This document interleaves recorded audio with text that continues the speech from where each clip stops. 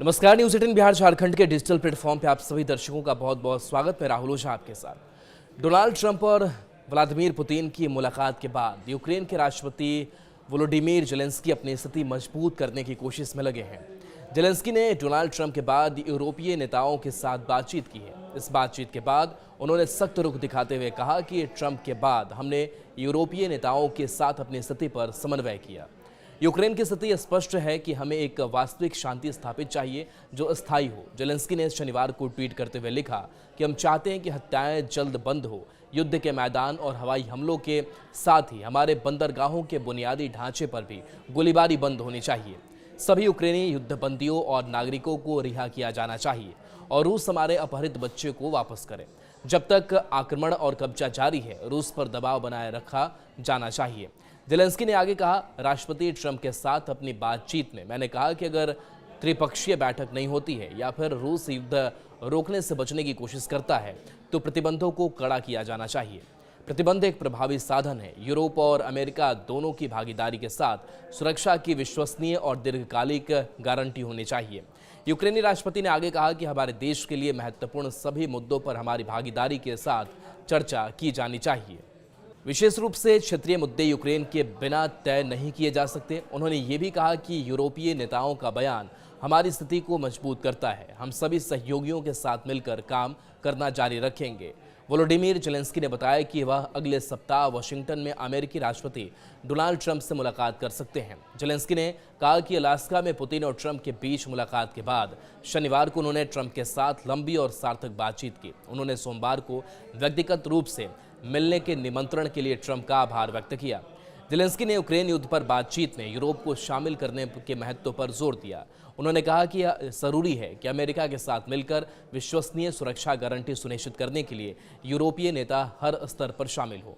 हमने यूक्रेन की सुरक्षा सुनिश्चित करने में अमेरिकी पक्ष की भागीदारी पर भी चर्चा की है। जेलेंस्की ने अभी घोषणा की है कि वह आगामी सप्ताह में वाशिंगटन डीसी का दौरा करेंगे, जहां उनकी डोनाल्ड ट्रंप से आमने सामने मुलाकात प्रस्तावित है। उन्होंने ट्रंप द्वारा दिए गए आमंत्रण के लिए धन्यवाद व्यक्त किया और कहा कि यह बैठक रणनीतिक रूप से अत्यंत महत्वपूर्ण होगी। उन्होंने यह भी बताया कि ट्रंप के साथ हुई पिछली बातचीत लंबी, गहन और सार्थक रही, जिससे उन्होंने कई मुद्दों पर स्पष्टता प्राप्त की है। जेलेंस्की ने दोहराया कि यूक्रेन से संबंधित किसी भी क्षेत्रीय या सुरक्षा मुद्दे पर बिना यूक्रेनी सरकार की भागीदारी के कोई निर्णय नहीं लिया जा सकता। उन्होंने कहा कि हमारे क्षेत्रीय मुद्दों पर बातचीत या समझौते यूक्रेन की मौजूदगी के बिना अस्वीकार्य हैं। यह केवल एक देश की बात नहीं बल्कि अंतर्राष्ट्रीय नियमों और सिद्धांतों का सवाल है। यह बयान ऐसे समय में सामने आया है जब रूस यह चाहता है कि पश्चिम यूक्रेन पर दबाव बनाकर उसे कुछ क्षेत्रों में सेना हटाने या नाटो में शामिल होने की आकांक्षा छोड़ने के लिए मजबूर करे। जेलेंस्की की रणनीति अब स्पष्ट रूप से अमेरिका और यूरोपीय संघ दोनों को एक साथ खड़ा करने की दिशा में है। उनकी बातों से अभी प्रतीत होता है कि वह किसी भी अलग थलग समझौते से बचना चाहते हैं जो केवल रूस और अमेरिका के बीच हो।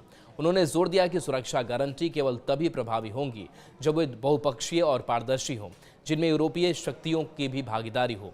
अमेरिका के राष्ट्रपति डोनाल्ड ट्रंप ने कहा कि युद्ध को खत्म करने के संबंध में फैसला अब यूक्रेन को करना है, क्योंकि रूस बहुत बड़ी ताकत है और वह यूक्रेन नहीं है। इसलिए लड़ाई को जारी रखने में यूक्रेन को कोई लाभ नहीं होना है। रुख में बड़ा बदलाव करते हुए ट्रंप ने कहा कि वह रूसी राष्ट्रपति व्लादिमीर पुतिन की इस सोच से सहमत है कि हमें पहले शांति समझौता करना चाहिए और उसके बाद युद्ध विराम होगा, जबकि यूक्रेन और उसके यूरोपीय सहयोगी चाहते हैं कि पहले युद्ध विराम हो, उसके बाद शांति समझौता। ट्रंप ने शनिवार को internet media platform truth social पर अपनी पोस्ट में ये बातें कहीं। शांति के लिए राष्ट्रपति ट्रंप के प्रयासों की सराहना करते हुए पुतिन ने कहा कि अगर 2022 में वह अमेरिका के राष्ट्रपति होते तो यूक्रेन युद्ध शुरू ही नहीं होता। यह कहकर पुतिन ने ट्रंप के इस बाबत किए दावे को पुख्ता किया है। दोनों नेताओं ने पत्रकारों के किसी भी सवाल का जवाब नहीं दिया। ट्रंप ने यूक्रेनी राष्ट्रपति जेलेंस्की और कई यूरोपीय नेताओं को वीडियो कॉन्फ्रेंसिंग के जरिए पुतिन के साथ बैठक के निष्कर्ष की जानकारी दी। जेलेंस्की और यूरोपीय नेताओं ने शांति के लिए ट्रंप के प्रयासों का स्वागत किया है।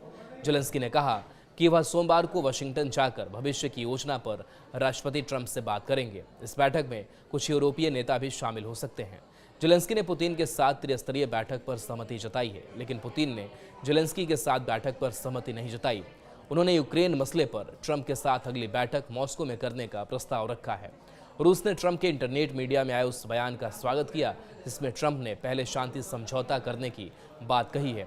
रूस अभी तक यूक्रेन में पहले युद्ध विराम करने से इसलिए इनकार करता रहा है क्योंकि उस समय का लाभ यूक्रेन अपनी सैन्य तैयारी बढ़ाने में कर सकता है। रूस ने विश्वास का वातावरण बनाने के लिए अमेरिकी राष्ट्रपति की सराहना की। ट्रंप ने कहा, शांति के लिए अब जो कुछ करना है जेलेंस्की को करना है। उनकी सलाह है कि जेलेंस्की अपनी ओर से वे कार्य करे। ट्रंप का संकेत रूस के लिए यूक्रेनी भूमि छोड़ने से है। रूस ने 3.5 वर्ष के युद्ध में यूक्रेन की करीब 20% भूमि पर कब्जा कर लिया है और अब वह उसे छोड़ना नहीं चाहता है। सूत्रों के अनुसार बैठक में पुतिन ने यूक्रेन में कब्जे वाली कुछ जमीन छोड़ने के बदले यूक्रेन से पूरा डोनेट्स्क प्रांत छोड़ने का प्रस्ताव रखा।